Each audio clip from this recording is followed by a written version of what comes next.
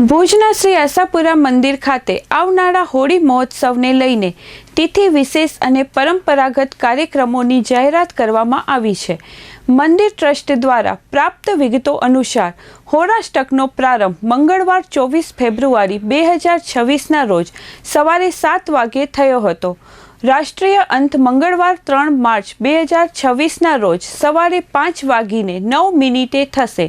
હોળી વ્રતની પૂનમ સોમવાર 2 માર્ચે નિર્ધારિત છે અને તે દિવસે સાંજે 7:45 કલાકે હોલિકા દહનની વિધિ યોજાશે। પરંપરા મુજબ હોળીનો પ્રગટાવ પણ એ જ દિવસે કરવામાં આવશે। દર વર્ષ જેમ થાય છે તેમ અહીં પ્રગટ થતી મુખ્ય હોળીમાંથી શહેરના વિવિધ ગરબા મંડળો ફળિયા આવીને સળગતા છાણા લઈ જશે અને તે છાણા દ્વારા પ્રત્યેક મંડળ પોતાની જગ્યાએ હોળીની પ્રગટાવ વિધિ કરશે।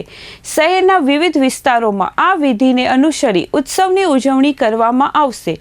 આગામી મંગળવાર 3 માર્ચે ધૂળેટીનો ઉત્સવ ઉજવાશે। ભુજ સહિત ગુજરાત વિસ્તારમાં ચંદ્રગ્રહણનું મધ્યગ્રહણ આવતું હોવાથી શાસ્ત્રીય નિયમો, સૂતક તથા આયનીય વિધિ નિયમોનું પાલન કરવામાં આવશે।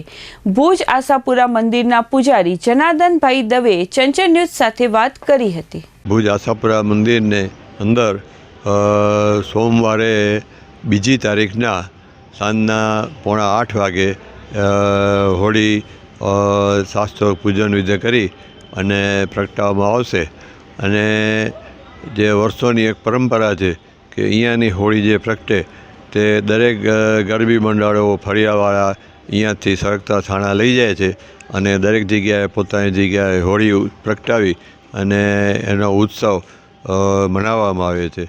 આમ 2 તારીખે હોળી અને 3 તારીખે મંગળવારના ધૂળેટી ઉત્સવ મનાવવામાં આવશે। અને ચંદ્રગ્રહણ છે પણ આપણે જ્યાં સુધી છે ગુજરાતની અંદર ભુજની અંદર ચંદ્રગ્રહણ માધ્યગ્રહણમાં આવતું હોવાથી એ શાસ્ત્રોક્ત વિધિ પ્રમાણે કોઈ પણ સૂતક કે નિયમો કોઈ પાળવાના છે નહીં। આમ ગ્રહણની બાબતને જે શંકા કુશંકા છે એ દૂર થઈ જાય છે। આમ 2 અને 3 તારીખે ધૂળેટી અને હોળી ઉત્સવ મનાવવામાં આવશે। હોળી એટલે કે જેને કહીને કે અસત્ય ઉપર સત્યનો વિજય કહો, નકારાત્મક વિચાર પર સકારાત્મકનો વિજય કહો। અને અત્યારે જે આયુર્વેદની રીતે પણ વિચારીએ તો પણ એનું મહત્ત્વ છે।